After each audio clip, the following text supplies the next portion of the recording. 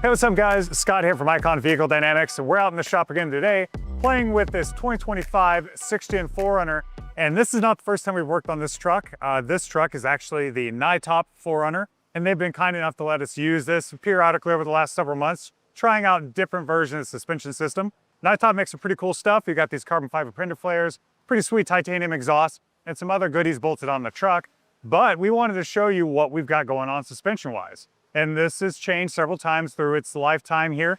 I've tried out pretty much every stage of the new upcoming 4Runner suspension systems. And now what we've settled on is pretty much a rolling display of what is possible with all bolt-on parts here. So let's go into the details, show you what's on the truck, and talk a little bit more about it. So up front, the thing you may notice first, and the elephant in the room, are these 3.0 series front coilovers with CDEV. 3.0s, you say? Why have we never offered that on a 4Runner before? Well, actually, it's because they didn't really fit all that great on the previous gens. In order to blow the body diameter out, you also have to have a larger diameter coil. And if you ever noticed or done an install on our suspension systems at full droop on the previous generation, there was pretty much no daylight left between the UCAs and the coil springs. So putting on a larger one is going to cause all kinds of contact problems, and we have to limit travel. So ultimately, we decided that having the additional travel is more worthwhile than having a larger diameter shock. But on the new platforms like the 6th-gen 4Runner, the new Tacoma, new Land Cruiser, and so on, there's a lot more room to play with. And with some specially designed upper control arms that allow for extra clearance, we're able to fit that bigger coilover and maintain the full travel. So what you see here is a 3-inch diameter coilover with the full suspension travel offered as a 2.5. There's very little room left to spare, but again, they've designed the arms to basically mold around that coil spring and stay out of the way. So why a 3-inch diameter coilover, you may ask? Well, just like so many other things, bigger is always better when it comes to shock absorbers. Having a larger diameter piston allows us to generate more force. You also have more valving options because you have more shim sizes to choose from. You can get the tune dialed in much more specifically than you could with a smaller shock. And also, just like all of our other 3.0 coilovers, this coilover is actually broken up into multiple zones. So you have your primary ride zone throughout majority of the travel. And up at the top of the cylinder, you have a dual stage bump zone, which utilizes a secondary, smaller diameter piston. Through a majority of the shock travel, that second piston is just kind of hanging out and flowing through oil and not sealed up inside a cylinder. But as we're approaching full bump, it nests up inside that bump cup, and you get an exponential ramp up in both compression and rebound force, helping control those hard bottom outs and the rebound off of them. Then at full extension, we have a droop zone, which helps absorb the somewhat jarring and sometimes loud full extension force as those metal on metal components slam together, and that hydraulic top out will take out a lot of that harshness and smooth out the whole process. In addition to having the bigger diameter piston, having a larger shock body means more oil, and more oil means you can work the shocks harder before heat becomes a problem. After all, a shock's basic job is to convert that kinetic energy of the suspension and the chassis moving into heat and absorb that energy by converting it into the heat and bleeding it back out into the atmosphere. So a bigger shock is going to allow you to work the shocks harder before having to worry about shock fade or overheating anything, cooking your seals or anything like that, allowing you to keep your foot on the throttle and moving quick over the rough stuff. Another part of all that wheel travel that we've been talking about is the front differential drop, which this 4Runner also has installed. So this gives Icon an exclusive as the most wheel travel on the market for a front suspension system on these new Toyotas.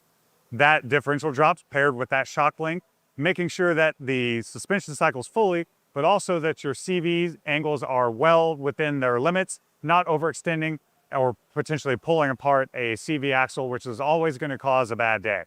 These 3.0 coilovers are going to be offered in multiple different configurations with both your CDC valve, your CDXS valve, and as you see here, the CDE valve, which is the electronic and active compression damping adjustment. No matter which flavor suits your preference, all of these coilovers are going to ride the same, but have different ability for you to dial in the way that they work and the way that they ride for whatever situation you may find yourself in. The CDE valve specifically will allow you to adjust that compression damping from inside the cab. No more getting out, turning knobs. You can quickly access it all right on your iOS device. And it will actively change those shock settings on the fly based around your settings and some algorithms and sensor inputs, basically controlling the suspension much better and having the shock able to change that damping more appropriate situation. It'll basically allow you to run a much more compliant and softer shock setting, which is going to ride better over smoother surfaces or just smaller terrain in general, where you don't really need a lot of shock. But the moment you need that shock, it's going to ramp up, add a lot more compression damping to absorb that next bump or hole, and then go right back to your previous setting once that G event has subsided. Also on the front of this 4Runner, and the first of its kind, is a bolt-on 2-inch diameter hydraulic bump stop. The 4Runner is kind of unique in that there are hard points on the frame that allows a nice, easy bolt-on install of a bump stop without having to have any welding or anything else that's required on pretty much every other front-end platform. So this guy bolts in place right behind here and all in the CNC laser cut bracketry. That bump stop is going to help absorb the bottom outs much better than just the shock itself, and without transferring any of that energy back into the suspension like a traditional foam or rubber bump stop would. Basically, it's going to soak up that energy, and then as the lower control arm falls away, the bump stop's going to re-extend more slowly just under its own pressure and keep all that energy inside the shock. Eliminates a lot of that bounce or bucking off of a hard bottom out that you may be more used to with a foam or rubber bump stop. Controlling all this wheel travel and making sure your wheel alignment is going to stay in spec are a set of adjustable billet aluminum upper control arms featuring the Delta Joint Pro. The Delta Joint Pro is the central part of the equation that allows us to extract this much wheel travel out of the front end of the truck. It's also fully serviceable and rebuildable while the upper arm is still bolted to the vehicle, making maintenance a breeze and ensuring a long service life out of that ball joint. The adjustability of the upper arm allows you to fine-tune your caster and camber alignment in conjunction with the factory cams off of the lower control arm, and allow you to dial in a very specific set of alignment angles, which can be beneficial for certain handling characteristics or just solving a funky tire rub issue. You can actually shove that tire farther forward within the wheel well, freeing up space away from, say, the body mount back here in the rear of the fender, allowing a larger tire to fit, but also while maintaining proper alignment angles, ensuring the truck's going to drive nice and straight. With all that being said, let's head on out to the back of the truck and see what we've got going on back there. In the rear of the truck, we've got a lot of good stuff going on that's going to complement the front end really well. So the first thing you notice are the big 3-inch diameter remote reservoir rear shocks with CDEV, and these are going to balance the tuning with the front as well as allow for that active on-the-fly compression damping adjustment. And much like the front, the rear shocks are going to allow for better heat capacity, being a larger diameter than the standard 2.5s we install on many of these 4Runners. That larger piston is going to also allow for a lot more shock damping ability than a 2.5 would provide you. The rear shocks, however, do not include that integrated bump zone as the front coilovers do, and that's because we need the whole shock body for that travel. We didn't want to sacrifice any of the total wheel travel to add in that bump zone, so we're going to tackle that separately with a set of hydraulic bump stops that will be released here real soon. Holding up the rear of this 4Runner is a set of triple rate rear coil springs, and these feature 3 specific spring rates: a softer than stock ride rate, which is going to give you nice compliant ride quality over smooth terrain, but a more aggressive bump rate. Basically, as you get into that compression travel, the spring rate is going to ramp up, providing more bottom out resistance and better handling and control. But then on the opposite end of the spectrum, at full droop, you get into the droop rate, which is even softer than the ride rate. That really soft droop rate is going to allow the suspension to just skip over the inconsistent terrain without putting a bunch of energy back into the chassis that could further, potentially further upset it. These coil springs are going to give you a couple of inches of rear lift, which is going to put you in the perfect spot with the lift height range that is adjustable through the front coilovers, allowing you to dial in a nice and level stance if you so desire. Helping control the suspension even further are a set of billet aluminum adjustable lower links here out back. And these are going to allow you to fine-tune your pinion angle adjustment, especially when paired with the adjustable upper links. As ride height changes, there becomes different times when you may want to or need to adjust your pinion angle to keep vibration and everything at a minimum. These links are going to allow you to do that while they're installed on the vehicle. No more removing, adjusting links, and then reinstalling. This can be done with just a simple turn of a wrench and everything bolted onto the truck. In addition to that pinion angle adjustment, these are going to allow for much more articulation than the factory links will. The factory links utilize a bonded rubber style bushing on either end, which has limited deflection capacity. It's only going to flex so far and then transfer all that energy into the link, which could potentially cause some damage or even in a worst case scenario, some failure.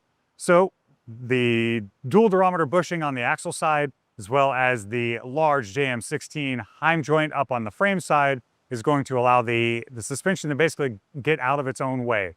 Pivot, flex, articulate, much better than the stock ones would, as well as giving you that strength increase for the durability and reliability that you're expecting from an off-road rig. Still yet to be installed on the back of this is an adjustable rear track bar. Whenever you're changing ride height in the back of these, you're going to need a longer track bar or some sort of track bar bracket. Here at Icon, we prefer the adjustable track bar method. This solves multiple problems with one part. You get the axle recentered with your new ride height, as well as removing the factory bushings from the track bar. These bushings are going to restrict articulation and movement, much like the bushings in the factory upper and lower links do. And having a harder mount with the rod ends that we include in the Icon unit, it allows for better handling response, and just the truck feels better to drive overall. Another first of its kind on this 4Runner are a set of built aluminum sway bar links for the rear. We've got them coming for the front too. By replacing the rubber bushings in the factory links with spherical bearings, you get a much more rigid joint with less deflection under load, which is going to give you a lot better handling characteristics and overall just a better feel of suspension.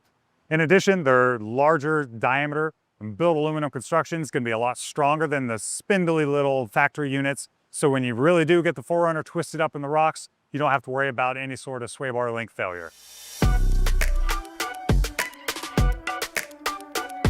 And here she is, the 2025 NYTOP Toyota 4Runner.